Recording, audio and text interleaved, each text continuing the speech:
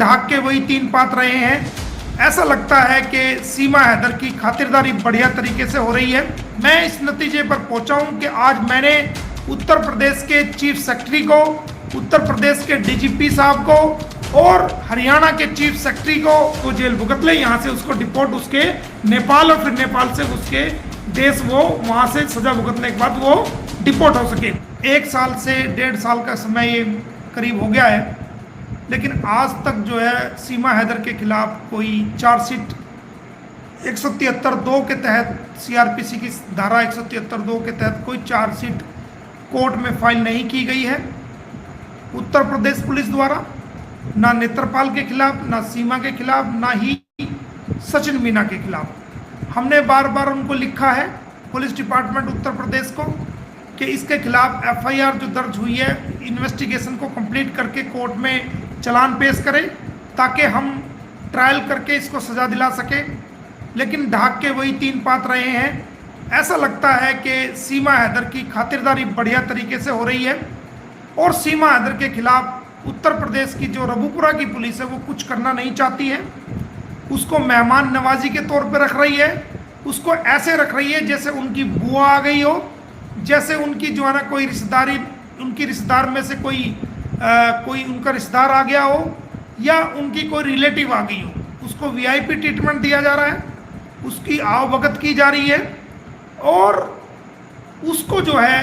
किसी भी हर जगह वो कहीं भी चली जाती है, कोई उसको टोकने वाला नहीं, चाहे वो भाग जाए, चाहे वो नेपाल के रास्ते से वापस चली जाए, कोई उसकी पूछताछ करने वाला नहीं। वो जब मर्जी चाहती है घर से निकल लेती है, जब मर्जी कहीं भी चली जाती है। कोई उसको पर पहरा नहीं हो रहा, कोई उसकी निगरानी नहीं हो रही, कोई उसकी चेकिंग नहीं हो रही और कोई सबसे बड़ी बात यह है कि उसके खिलाफ चार्जशीट जो है वो पेश नहीं की जा रही, उसमें डिले किया जा रहा है। अब मुझे ऐसा महसूस होता है कि रबुपुरा की पुलिस सीमा हैदर के खिलाफ कानूनी कार्रवाई करने में टोटली फेल हो चुकी है और कोई उम्मीद हम उससे नहीं कर सकते कि वो चार्जशीट अब जल्दी पेश कर देगी। लिहाजा मैं इस नतीजे पर पहुंचा हूं कि आज मैंने उत्तर प्रदेश के चीफ सेक्रेटरी को, उत्तर प्रदेश के डीजीपी साहब को और मैंने हरियाणा के चीफ सेक्रेटरी को, हरियाणा के डीजीपी को और दोनों सरकारों के चीफ सेक्रेटरी को और डीजीपी को और सेंट्रल गवर्नमेंट को आज मैंने ये लिख दिया है कि ये सीमा हैदर मेहमानों की तरह वहाँ पर रह रही है, कोई कानूनी कार्रवाई इसके खिलाफ नहीं हो रही है, कोई जांच इसके खिलाफ तेजी से नहीं हो रही है, जिसको ठंडे बस्ते में फेंक दिया गया है और मुझे उम्मीद नहीं लगती कि इसकी जांच को तेजी करके कोई इसका चालान पेश किया जाएगा। तो लिहाजा ये हरियाणा में पकड़ी गई थी और जब तक एफआईआर दर्ज नहीं हुई थी, इसके खिलाफ एफआईआर दर्ज बल्लभगढ़ में, फरीदाबाद में होनी चाहिए थी, जो कानून कहता है, जो भारतीय कानून कहता है। तो इस केस को उत्तर प्रदेश से ट्रांसफर करके बल्लभगढ़ हरियाणा में भेजा जाए ताकि हरियाणा पुलिस अपनी जांच पूरी करके और चार्जशीट जो है कोर्ट में पेश कर सके और इसके खिलाफ ट्रायल चला करके हम इसको सजा दिला सकें और इसको जेल करवा सकें। ये आज हमने इस केस को ट्रांसफर करने के लिए हमने उत्तर प्रदेश की आला अधिकारियों को, चीफ सेक्रेटरी लेवल को, हरियाणा के चीफ सेक्रेटरी लेवल को, दोनों प्रदेशों के डीजीपी को हमने लिख दिया है और सेंट्रल गवर्नमेंट को भी हमने लिख दिया कि इस केस को यहाँ से ट्रांसफर करके हरियाणा में ट्रांसफर किया जाए। अब इसके हम 10 या 15 दिन तक हम वेट करेंगे कि इस केस को ट्रांसफर कर दिया जाता है तो ठीक है, वरना हम जो है माननीय अदालत का दरवाजा इसमें खटखटाएंगे। माननीय उच्च न्यायालय Punjab and Haryana high court जाएंगे या हम इसके मामले में अगर हमें लगेगा कि जो जुडिक्शन जिस हिसाब से बनेगी, क्योंकि ये मामला ऐसा मामला है कि पहले इसमें हाई कोर्ट जाना पड़ेगा, direct supreme court, honourable supreme court हम नहीं जा सकते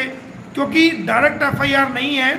तो डायरेक्ट एफआईआर को बदलवाया जा सकता है, लेकिन इसमें अरेस्ट जो है वो हरियाणा से है और अरेस्ट के बाद एफआईआर दर्ज की गई है। अगर अरेस्ट करने से पहले एफआईआर उत्तर प्रदेश में होती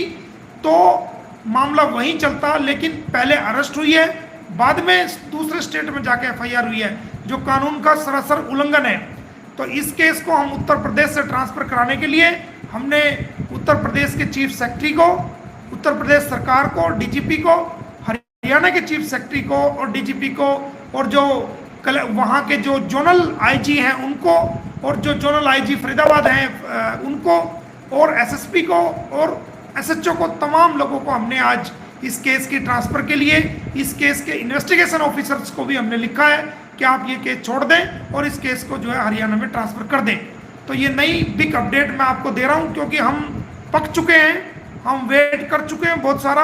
अब हम ज़्यादा वेट इस मामले में नहीं करेंगे, क्योंकि जितना ये डिले मैटर होता जाएगा सीमा हैदर के पंख उतने ही खुले जाएंगे। तो इसकी मेहमान नवाजी उत्तर प्रदेश की रबूपुरा पुलिस छोड़ करके इसको तुरंत प्रभाव से इस जांच को हरियाणा पुलिस के हवाले करें, क्योंकि हमने देख लिया है कि आप लोग इसको प्रोटेक्टेड कर रहे हैं,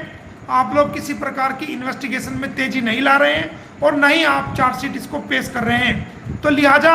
आज हमने दोनों सरकारों को लिखा है, सेंट्रल गवर्नमेंट को लिखा है, और उम्मीद करते हैं कि हम 10 या 15 दिन तक ये वेट करेंगे।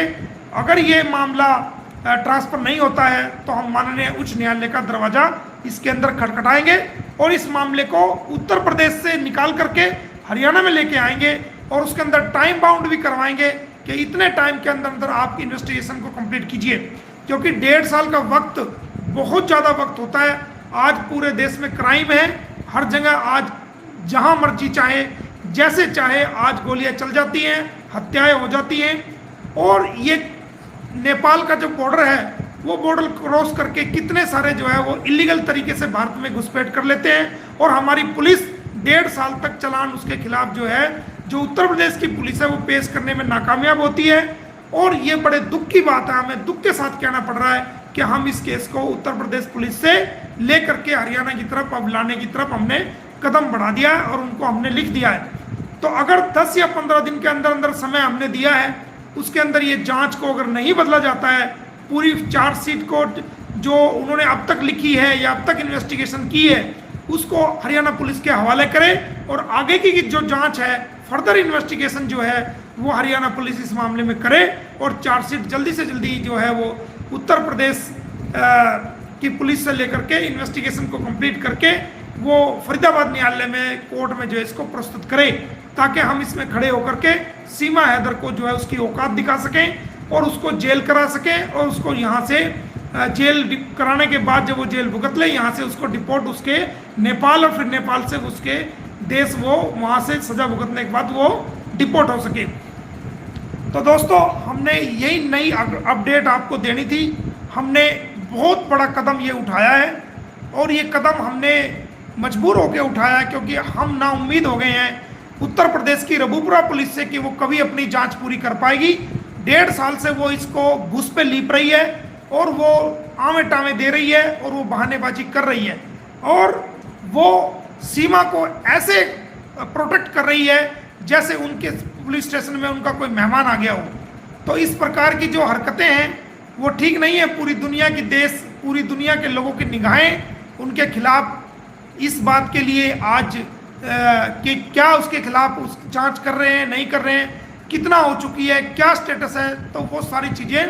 पूरी दुनिया के लोग देख रहे हैं और इससे भारत की पुलिस की भी बदनामी पूरी दुनिया में लोग उंगली उठा रहे हो रही है।